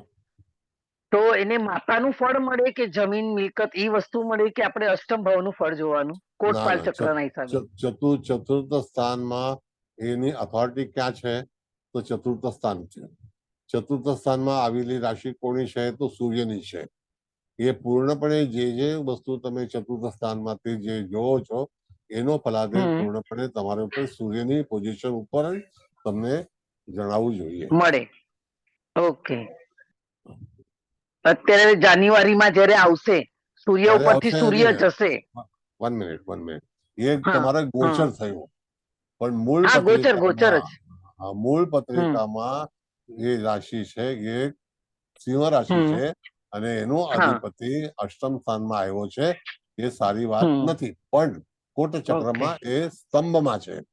તો જે અચ્છા. સ્તંભ પોઝિશન હોય એ પોઝિશન હમ રાજા જેવી હોય છે. અચ્છા. તો આ એની ગોચરમાં પોઝિશન રાજા જેવી પોઝિશન પાછી આવશે 1 મહિના માટે. ગોચર જો સાંભળો, હા હા મૂળ પત્રિકા સારી હોય તો તમારો ગોચરનો ભરોસો રાખવા માટે કોઈ કારણ નથી. આપણા પાસે પૈસા છે તો પછી તમારી રોજની આવક થવી જ જોઈએ કે હા ચાલે, કદાચ નવી થાય તો ચાલે એક વખત. એક્ઝેક્ટલી. પણ ઓકે ચતુર્થ ઓકે સ્થાનનો ઓકે. અધિપતિ આ સ્તંભમાં આવ્યો છે. અષ્ટમમાં. એટલે નહીં હમ અષ્ટમ નહીં, અષ્ટમ સ્તંભમાં હા આવ્યો છે. સ્તંભમાં કોટ ચક્રમાં સ્તંભમાં. સ્તંભમાં આવ્યો હમ છે એટલે જાતકને કોઈ જાતે પરવા કરવાની જરૂરત નથી. પણ છતાંય નથી. હા હા છતાંય એમાં બે જે ગ્રહ છે એ હમ સ્તંભમાં આવ્યા છે એટલે જાતકને પરેશાની થશે. શા માટે થશે? કેમ કે રાહુ અને રવિ આ શત્રુ ગ્રહ છે અને એક શત્રુ હમ પણ સ્તંભમાં આવ્યો છે. એનો બીજો ગ્રહ છે એ પણ શત્રુ છે. તો તેનો હમ ફલાદેશ સારી રીતે મળશે નહીં. સમજી હમ ગયા? ઓકે. હા સમજી ગઈ. સમજ પડી? હા સર હા હા. તો આવી રીતે વિચાર કરીને તમારે ફલાદેશ આપવું છે. પણ મુખ્ય કારણ એ છે કે જન્મની વખતે સમજો કે સ્તંભમાં ખાલી રાહુ આવ્યો હોય તો બીજો કોઈ ગ્રહ નથી, તો એની જે ચાલ છે એ રાહુ પ્રમાણે જ હશે. અને રાહુનું કાર્ય હોય એવી રીતે જ એનો જીવનમાં કાર્યક્રમ ચાલુ રહેશે અને ચાલુ રહેતું હોય છે. સમજી ગયા? એ મૂળ કુંડલીના સર તમે વાંચન કરશો તે વખતે તમને હમ આ કહું છે. હા સર હા સર સમજાયું. હા, કેમ કે હમણાં આ જે રવિ ત્રિપાદ નક્ષત્રનું છે પણ છતાંય એ સ્તંભમાં આવ્યો છે અને એ ચતુર્થનો અધિપતિ છે. ચતુર્થ સ્થાનનો અધિપતિ છે. હમ સમજી હમ ગયા? હમ અને આપણે હા પારંપરિકમાં જે વખતે કુંડલી વાંચન કરીએ તે વખતે હમ ચતુર્થ અષ્ટમમાં હોય છે. આ આપણું સમજ છે. પણ તમે હા કોટચક્રમાં જાઓ તો તે સ્તંભમાં આવ્યો છે એટલે એને પોઝિશન મળી છે. સમજી ગયા? મળી ગઈ છે. હા સમજી ગઈ સર. એ વાત છે. એટલે હું તમને ગુજરાતીમાં સમજાવું છું. તો ગુજરાતી સમજ પડી કે નહીં પડી? હા સર એમ તો હું મરાઠી બોલું છું તો સમજ પડે, કોક શબ્દ એવો હોય તો ન સમજ પડે, બાકી લગભગ પડે. તો ગુજરાતીમાં 100% સમજ પડી તમને? હા સર એકદમ 100%. 100%. આવજો. જય શ્રી કૃષ્ણ. જય શ્રી કૃષ્ણ સર. बोला. दुसरं कोणाला विचारायचं आहे विचारा. कन्फ्युज होऊ नका.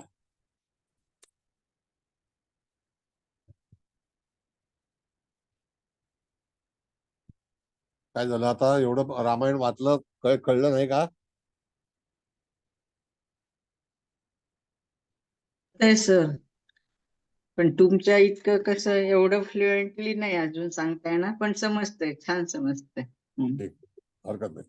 बर, आता ह्यामध्ये आपल्याला बघायचं आहे की आता गोचर लावायचे. मुकेश भाऊ, ती लाल कुंडली पाठवली ना, ती लावा.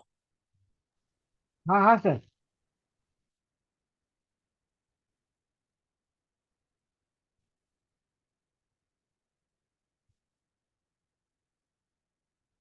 आता ही लाल कुंडली मध्ये आपण पाहिलं आता हे का पाहायचं आहे? राजीव सर कुठे आहेत का? राजीव चिपलकट्टी. हो सर. काय तुमचे काही प्रश्न मागाशी ते आपण पत्रिका चर्चा केली, काय तुम्हाला काही प्रॉब्लेम छान कळलं ऍक्च्युली. कळलं ना? नाही, चांगलं कळलं सर. व्हेरी गुड, चलो अच्छी बात आहे. बरं, आता आपल्याला काय पाहायचं आहे? तर पुन्हा ईशान्य दिशेला जायचं आहे, बरोबर आहे. मूळच्या पत्रिकेमध्ये आपण जर बघितलं तर रोहिणी नक्षत्रामध्ये चंद्र आहे, बरोबर आहे की नाही? नाही का? हो हो. आता आजची ही पत्रिका आहे संध्याकाळी 7:30 वाजताची, बरोबर आहे. ही पत्रिका जी लावली ती संध्याकाळी 7:30ची आहे. त्या ठिकाणी चंद्र आजचा कुठे आहे? तर अनुराधा नक्षत्र आहे, बरोबर. आता ही पत्रिकाच्या याच्यामध्ये आजचा महिना कुठला आहे? डिसेंबर. डिसेंबर महिन्याच्या याच्यामध्ये ज्येष्ठा नक्षत्रात अमावस्या होते. हा नियम पाठ करून ठेवायला हवा. तुमचं पाठांतर फार कमी असतं. 13 तारीख आहे ना उद्या?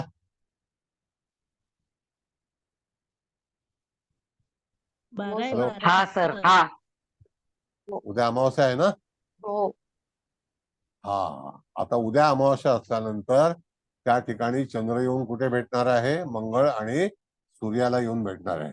म्हणजे उद्याची अमावस्या ह्या 3 ग्रहाने मिश्रित असेल, संमिश्र असेल, कळलं? तो फलादेश जो आहे त्या ह्याच्यामध्ये आपण पाहिलं तर तुम्हाला आता इथे स्तंभामध्ये आलेला ग्रह कोणता आहे? तर बुध आहे. बुध आहे की नाही?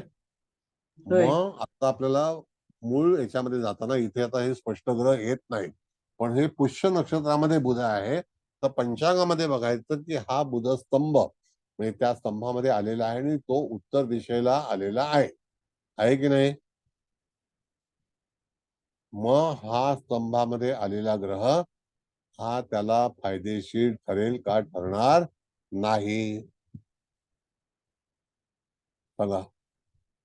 ठरेल ना सर. हा, म्हणजे असा अर्थ की तुम्हाला आता जो बुध आहे पुष्य नक्षत्र हे 13° कलेचं आहे. त्या ठिकाणी बुध हा साधारणतः 16 दिवस वास्तव्य करतो.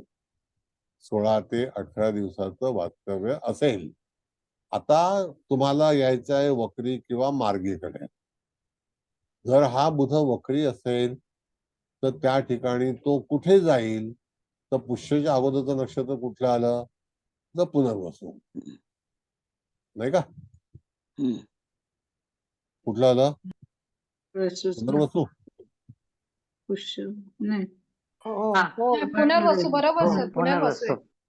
मग पुनर्वसू नक्षत्र जे आहे तर आता आपण जर बघितलं तर तुमचं चुकतंय. हे पूर्वाषाढा आहे आणि ते पूर्वाषाढा धनुराशीतलं आहे. पूर्वाषाढा धनुराशीतलं नक्षत्र आहे. मग त्याच्या अगोदरचं नक्षत्र कुठलं आहे? तर मूळ आहे.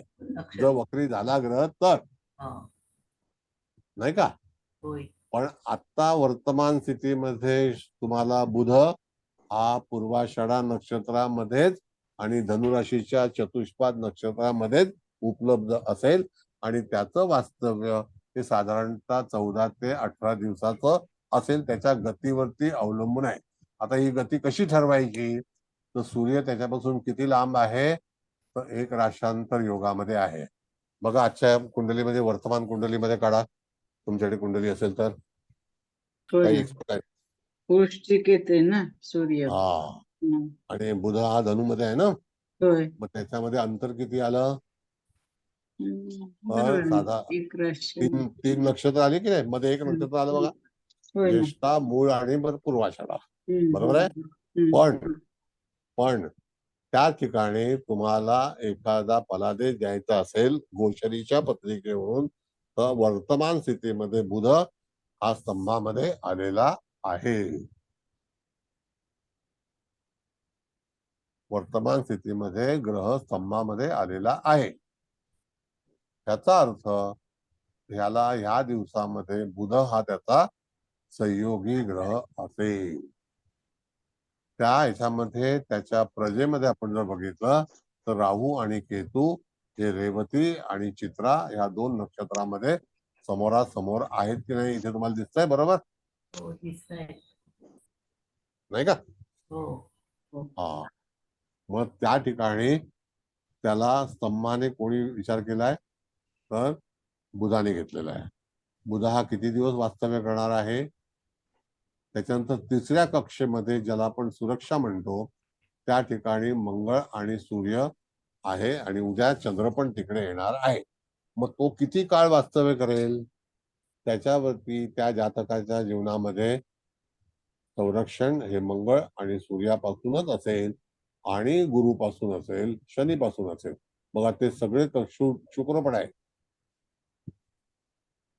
आहे ना, शुक्र आहे, सूर्य, बरोबर आहे? मंगळ, शनी, गुरु. हा. मग आता त्यानंतर आपण बघितलं तर सूर्य आतमध्ये येईल, त्याच्यानंतर परत तो पूर्वेला जाण्याच्या तयारीत, तोपर्यंत त्याच्या अगोदर तो स्तंभामध्ये येईल आणि तो पूर्वाषाढामध्येच येईल. सूर्य नहीं नहीं नहीं बरोबर आहे? उसने अलग अलग लिख के दिया इनविजिबल लिखा नहीं पाव भाजी पुलाव थाली 3 चीज ए बाबा तर ते दुकानदारी बंद करा. कोण आहे? म्यूट केला सर, म्यूट केलं.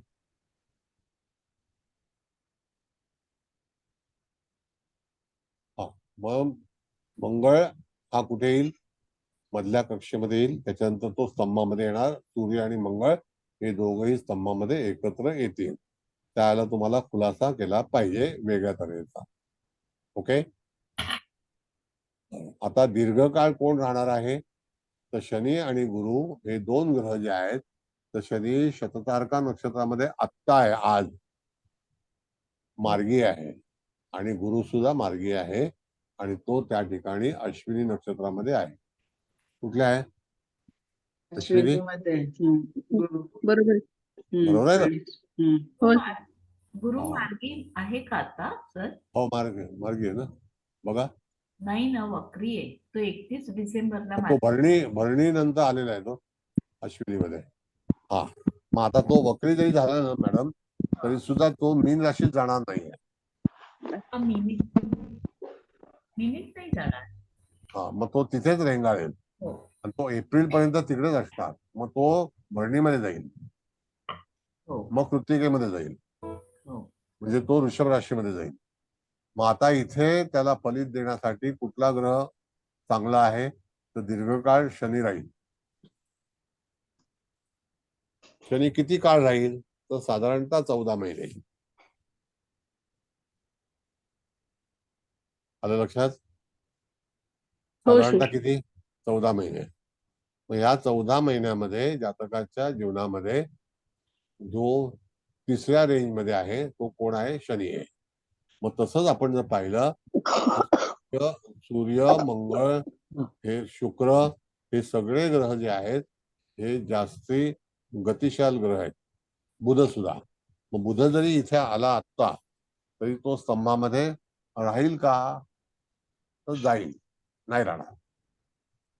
बुध गेल्यानंतर स्तंभामध्ये नंतर कोण येणार तर मंगळ आणि सूर्य येणार, नाही का? कोण येणार? मंगळच येते. हा, मंगळ आणि सूर्य येणार ना. मग त्याच्यावरून तुम्ही फलादेश काय देणार?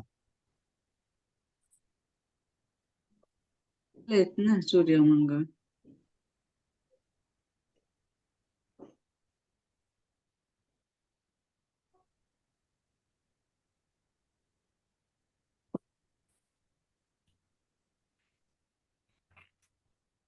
आवाज येतो ऐकायला माझा?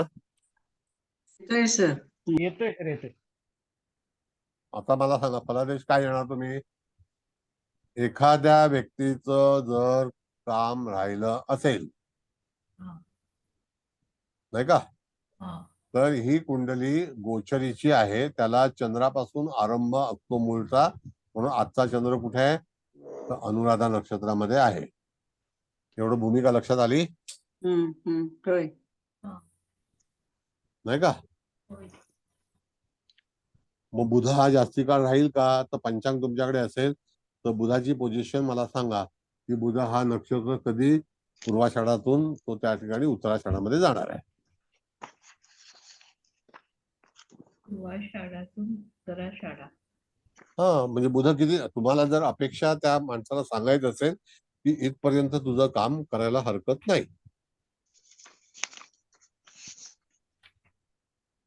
सांगा. 30 नाही, तो 30 जानेवारीला जाणार आहे. नाही मॅडम, नक्षत्र बदल सांगतो मी तुम्हाला, राशी बदल नाही. पूर्वाषाढा आणि उत्तराषाढामध्ये अंतर आहे. धनुराशीमध्येच राहणार का, तर त्या ठिकाणी पूर्वाषाढा नक्षत्रामध्ये किती अंशाचा, आता बुध मला सांगा किती अंशाचा आहे मॅडम? 14 मग तो नुकताच आलेला आहे. 13°20 कलीला मूळ नक्षत्र सुरू होतं, समाप्ती होतं.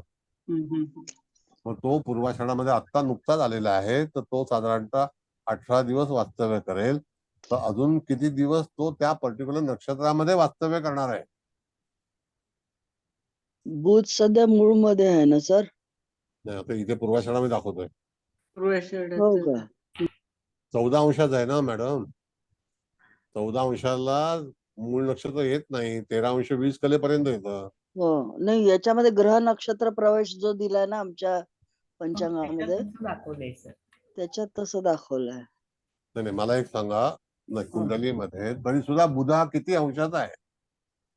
नक्षत्र प्रवेश जाऊ द्या, बुध किती अंश?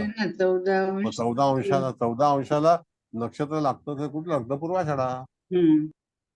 13-20ला मूळ नक्षत्र समाप्ती होईल. बुध 26-11 आहे ना सर?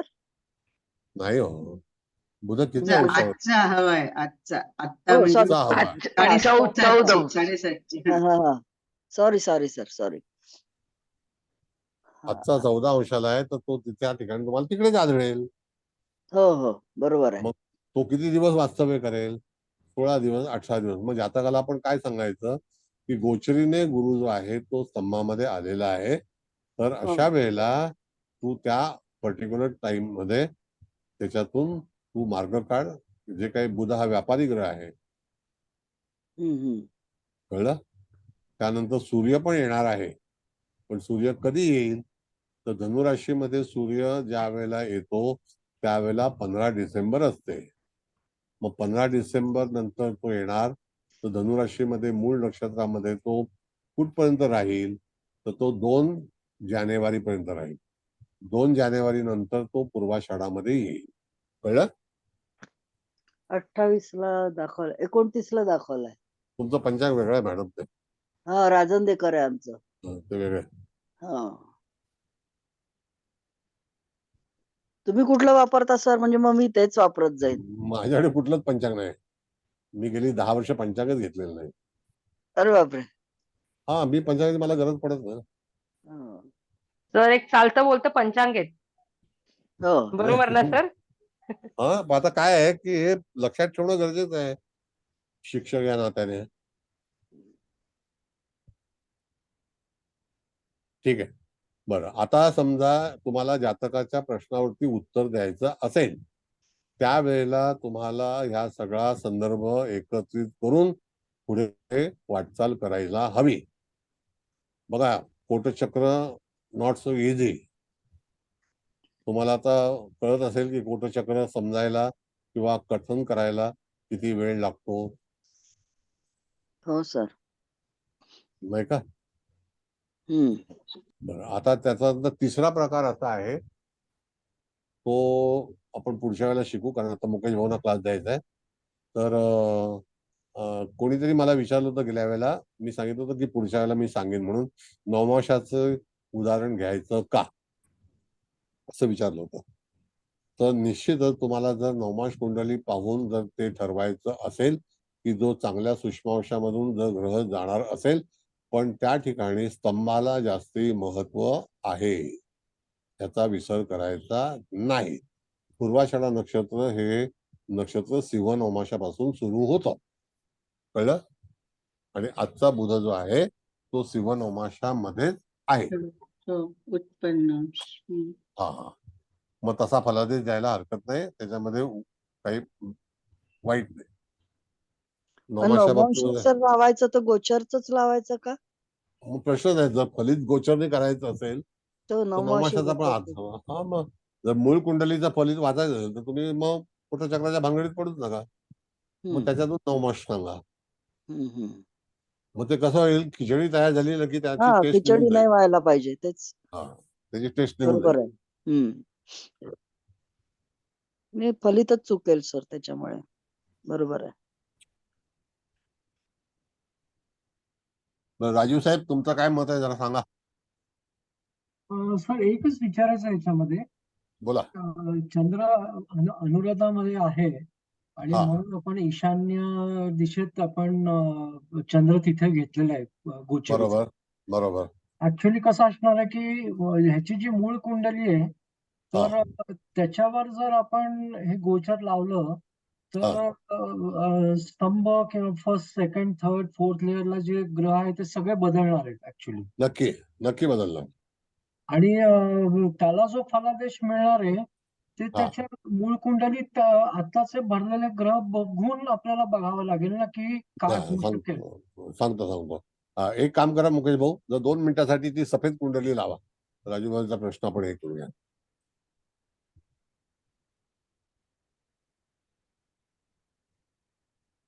बघा आता ही सफेद कुंडली लावली, बरोबर आहे. आता ह्यामध्ये मुख्य भाग असा आहे की एखादा ग्रह अडचणीत आणणार आहे का फलादेश देणार आहे याच्यावरती आपल्याला विचार करायचा आहे, बरोबर आहे. आता जसं आपण पाहिलं की गुरु अश्विनी नक्षत्रामध्ये आहे. अश्विनी नक्षत्र हे जे आहे हे उत्तर दिशेला आता सुरू आहे, म्हणजे गुरु आता उत्तर दिशेला चाललेला आहे त्याची वाटचाल. शनी शततारका नक्षत्रामध्ये आहे हे निश्चित. शततारका नक्षत्र जे आहे आपण जर पाहिलं तर ते कुठे आहे, तर वायव्य दिशेला आरंभी आहे. बरोबर आहे की नाही. मग तिथे ग्रह आहे का? नाही. मग जर समजा तिथून शनी आहे आणि तिथे मूळचा ग्रह पण असेल तो त्याला ओव्हरलॅपिंग करतोय. मग तो ओव्हरलॅपिंग करत असेल तर तो कोणत्या दिशेतून करतोय, तर वायव्य दिशेतून करतोय. त्याच्यानंतर त्याच्या ओव्हरलॅपिंग मध्ये तुम्हाला गुरु मूळचा जो आहे तो सापडणार आहे पूर्वा भाद्रपदा नक्षत्रात. करेक्ट. मग जेव्हा शनी महाराज जे आहेत हे पूर्वा भाद्रपदा नक्षत्रामध्ये येतील त्यावेळेला जातकाच्या जीवनामध्ये निश्चितच आंदोलन होईल आणि ते आंदोलन त्याच्यानंतर पूर्वा भाद्रपदा आणि उत्तरा भाद्रपदामध्ये मूळचा ग्रह गुरु पण आहे आणि मंगळ पण आहे आणि हे 2 ग्रह शनीचे शत्रू आहेत. मग जातकाच्या जीवनामध्ये जे आंदोलन होणार आहे ते उत्तरा भाद्रपदामध्ये शनी जो आहे हा 14 महिने चालणार आहे आणि त्याच्या मूळ पत्रिकेतला शनी हा 14 महिने तिथे वास्तव्य करणार आहे. ओके. कळलं. मग त्या इन बिटवीन दॅट 14 मंथ त्याच्यामध्ये शनीची चाल कशी असेल तर त्यावेळेला शनी कदाचित वक्री होऊन दीर्घकाळ त्यात सेक्टरमध्ये वास्तव्य करणार असेल. राईट. कळलं. त्यावेळेला एखादी नाही, खूप छान सांगितलं सर. म्हणजे हे लक्षात आलं की शनी जेव्हा जाईल उत्तरा भाद्रपद किंवा पूर्व भाद्रपद त्यावेळेला आंदोलन होणार आहे तिथे. नक्की आंदोलन होणार आणि ते दीर्घकाळ असेल. करेक्ट. आणि ते अबाउट 40 मंथ म्हणजे 14 महिन्याचं असेल. म्हणजे कुंडली सांगते वेळी तुम्हाला हा आधार घेऊन आपल्याला डोकं चालवलं पाहिजे की नाही. करेक्ट. इव्हन सर रेवती आणि चित्रामध्ये मला वाटतं राहू आणि केतू आहेत ना आता. हो. म्हणजे आत्ताच्या ह्या कुंडलीमध्ये पाहिलं तर ते आता ऍक्च्युली खरं म्हणजे स्तंभात आलेत आणि 1.5 वर्ष इथे राहणार आहेत आता. बरोबर आहे. नाही आता राहू 1.5 वर्ष राहणार नाही, राहू 240 दिवस राहील. ओके. कारण का राहूची चाल जी आहे ना ती 240 दिवसाची आहे. राईट. मग 240 दिवस राहूवरून राहू जाणार आहे आणि तो मुख्य स्तंभातून जाणार आहे. म्हणजे ह्या व्यक्तीच्या जीवनामध्ये आत्ताचा काळ हा जरी शनी तिथे नसेल पण तो शनी पदार्पण करेल त्यावेळेला राहू सुद्धा तिथेच असेल रेवतीमध्ये गोचरीचा. त्याच दरम्यान मध्ये आपण जर पाहिलं तर राहू जो आहे मूळच्या पत्रिकेत राहू मंगळाची युती आहे आणि ती लाभस्थानामध्ये आहे. राईट. आणि गुरु मूळच्या पत्रिकेमध्ये कुठे आहे तर पूर्वा भाद्रपदा नक्षत्रात आहे आणि तो त्या ठिकाणी आपण बघितलं तर पूर्वा भाद्रपदा नक्षत्र कुंभ राशीतला आहे आणि तो दशमात आहे. करेक्ट. दशमाधिपती आहे. दशमात आहे ना. हो हो. मग त्याच्यावरून जेव्हा ओव्हरलॅप एखादा ग्रह होणार असेल तर त्यावेळेला निश्चितच जातकाच्या जीवनामध्ये कष्ट होतील. आता याच्या पुढे जाऊन सांगतो तुम्हाला. Very nice. जर त्या ठिकाणी आपण बघितलं तर अचूकता जेव्हा येते तर त्यावेळेला तुम्हाला ती तारीख काढता आली पाहिजे आणि ती तारीख जी आहे ती मूळचा ग्रह त्याच्यावरून त्याला स्पर्श करणारा ग्रह हा किती अंशाचा आहे त्याच वेळेला ती घटना घडेल. हो. Okay okay.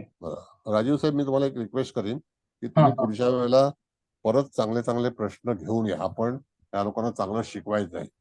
काही वेळेला डोक्यावरून जाते लोकांच्या.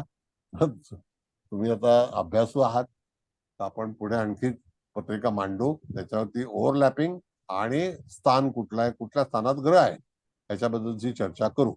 आता थोडासा अवधी कमी आहे, मुकेश भाऊंना क्लास द्यायचा आहे तर लोकांचा अभिप्राय काय आहे ते सांगणे आणि मग मुकेश भाऊ कुंडली काढा. सर विचारू? हा बोला. आता तुम्ही जे सांगितलं ते अगदी पटलं मला. मला फक्त एकच प्रश्न होता की जेव्हा शनी पूर्वा भाद्रपदाला येईल तेव्हाच राहू तिथनं थोडा जास्त क्रॉस करेल. म्हणजे ऑलरेडी गुरु आणि शनी, म्हणजे शनी जाईल गुरुवरनं तेव्हाच राहू राहूवरनं जाईल. सो तो पिरियड दोन्ही क्रॉस होऊन थोडा त्रास जास्त होईल का? हो. आता कसं आहे मॅडम, आणखी सांगतो तुम्हाला मी. शनी हाचा जे भ्रमण आहे ज्या वेळेला तो ओव्हरलॅपिंग करतो त्यावेळेला तो एका अंशासाठी 30 दिवस घेतो. कळलं का? आणि राहू एका अंशासाठी 16 दिवस ते 17 दिवस घेतो. म्हणजे इन बिटवीन कधी कधी 17 दिवस तापदायक ठरतात, कधी कधी 30 दिवस तापदायक ठरते. It is depend upon the placement of planet. म्हणजे त्या ग्रहाची अवस्था त्या राशीमध्ये किंवा गोचरीचा ग्रह जिथून जाणार असेल त्या राशीची अवस्था आणि त्याचं जे स्थान आहे ते त्याला त्याचे दुःख भोगावे लागतील. पण समजा एखादा गुरुसारखा ग्रह गुरुवरून जाणार आहे, चंद्रावरून जाणार आहे, बुधावरून जाणार आहे, शुक्रावरून जाणार आहे तर त्याचा ओव्हरलॅप, त्याची जी अंश आहेत हा साधारणतः 14 दिवसाचा ते 12 दिवसाचा नियम आहे त्याच्यामध्ये. आणि तो सूर्यापासून किती अंतरावर आहे त्याच्यावरती त्याची गती अवलंबून असते. Got it? त्याला ओव्हरलॅप करणार जरी असेल तरी सुद्धा तुम्हाला पंचांगामध्ये सूर्याचं अंतर त्याच्यापासून किती लांब आहे हे विचार करणं गरजेचं आहे. बोला. म्हणजे सूर्याचं पण अंतर आणि हे दोन्ही कॅल्क्युलेट करावंच लागणार. नक्की. आपण बघा ताराचक्र शिकलेलो आहोत, त्याच्यावरती सूर्याचं वक्री मार्ग आपण सांगितलेलं आहे, त्याच्यावरती त्याची गती ठरलेली जाते आणि गती ठरवण्याचा जो माध्यम आहे हा कुठल्या पुस्तकात लिहिलेला नाही.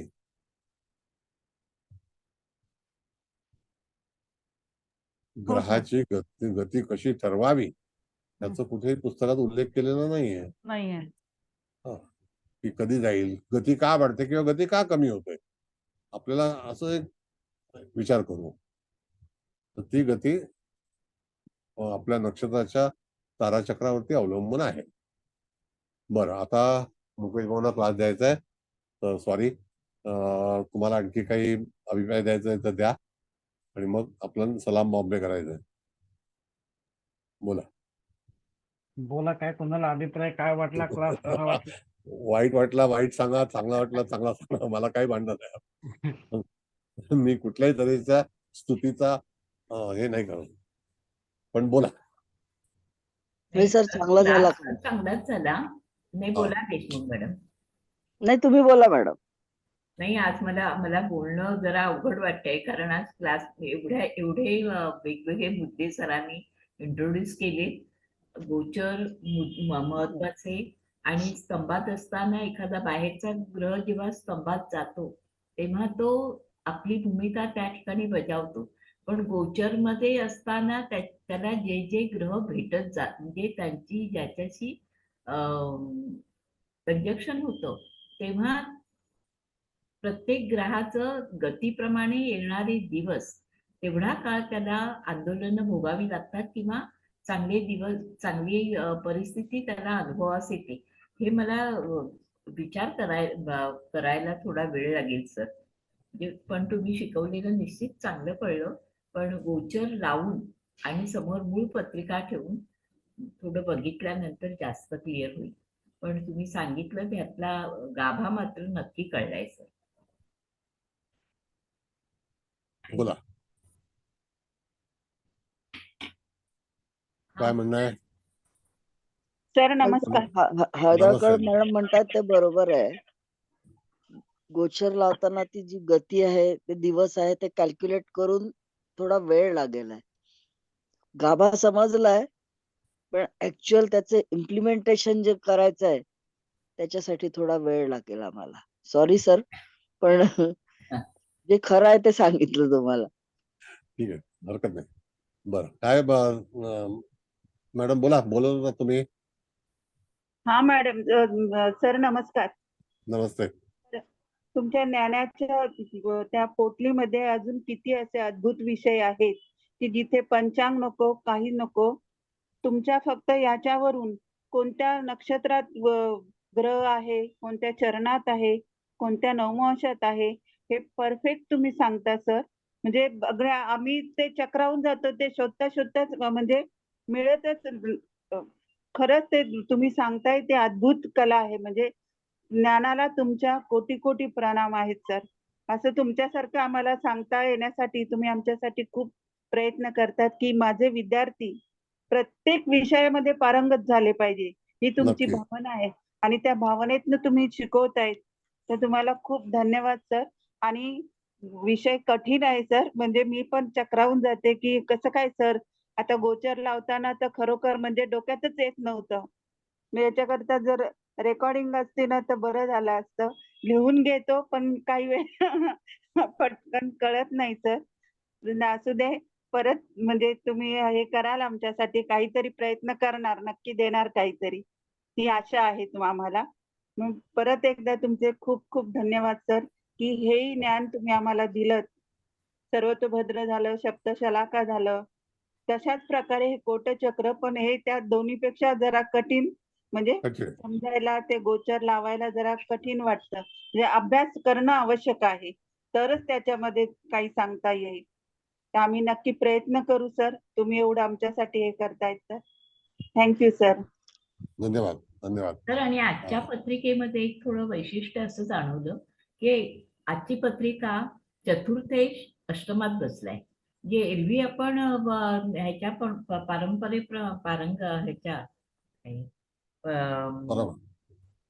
नेहमीच्या एनॉश पत्रिकेप्रमाणे आपण असं म्हटलं असतं की रवी हा दूषित झाला.